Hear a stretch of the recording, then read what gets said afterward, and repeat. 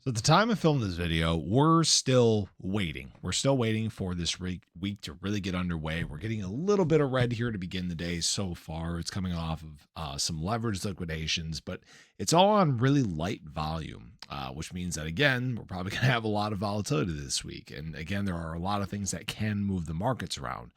Do want to just cover a few brief things. I do want to look at how leverage is stacking up so we can kind of get an idea of where price might be headed. So again, if you're new or haven't already, make sure you like, comment, subscribe, show your support for the channel down below. But yes, it's been nothing but red from the end of last week for HBAR, which is very disappointing. And unfortunately, that exploit that took place with Bonzo, it couldn't have come at the worst possible time. A weekend where we had some uncertainty, a point where we were at the edge of our trend. And right now we are actually testing those lows of Saturday. Now, I would love to see HBAR hold up here. I think a big part of this is going to come down to BTC. BTC is getting a rejection off of the longer term trend, which means that 62K could very much be in store for us here in the early part of the week. But again, it's going to depend on, how confident does the market remain?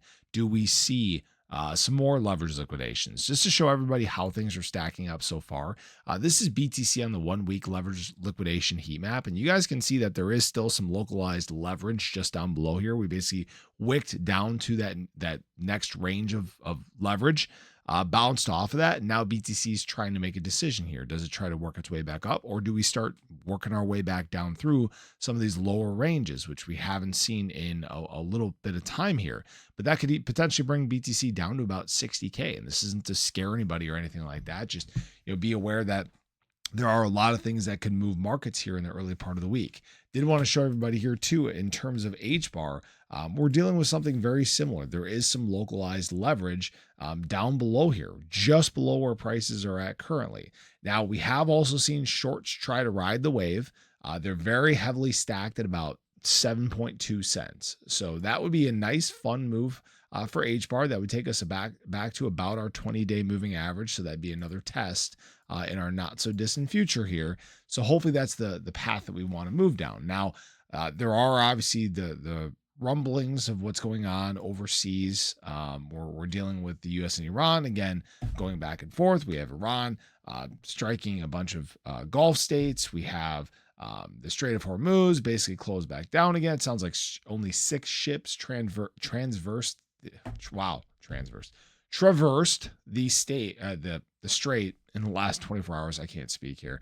But it sounds like Iran says mediators are continuing efforts to broker talks with the United States. So both sides are pretty pissed off. Yeah, that's not a great state for the market here in the early part of the week. Now, I did want to mention that, and I may have already mentioned this in a HEDERA video, that again, tomorrow we have a CPI report. The next day we have a PPI report. So over the next 3 days, I would expect volatility to kick off at some point, whether that's good, whether that's bad. I see every time I talk about volatility, a lot of people, they just immediately get negative. And understand, volatility doesn't necessarily mean downside. It just means higher activity. It means price can move faster.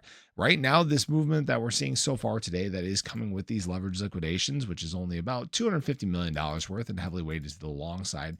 This is also only taking place on $53 billion in trading volume, which is very, very low for a Monday. So it's going to kick off at some point. We're going to see, I think, bigger movements in the market. It's just a question of what day is it? What day actually kicks things off?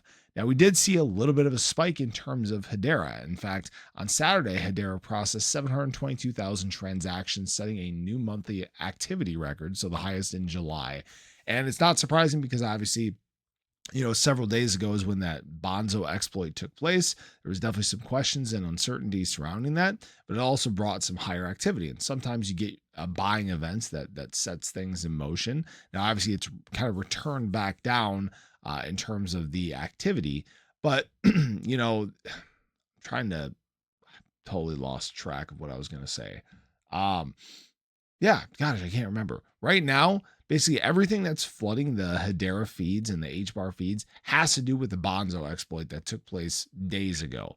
I went through news this morning. It keeps continuing to be in everybody's face right now, and we have to wait for that to kind of cool down, if you will. So that's where we're at here in the early part of the week. Kind of disappointing start to the week, if you will. This could still definitely be a good one, but we'll have to see where the reports land. We'll have to see if, the US and Iran cool things down by the end of the week. But I appreciate you guys. I hope you enjoyed the video. Let me know your thoughts below. But have a great day. Catch you guys in the next one. Take care.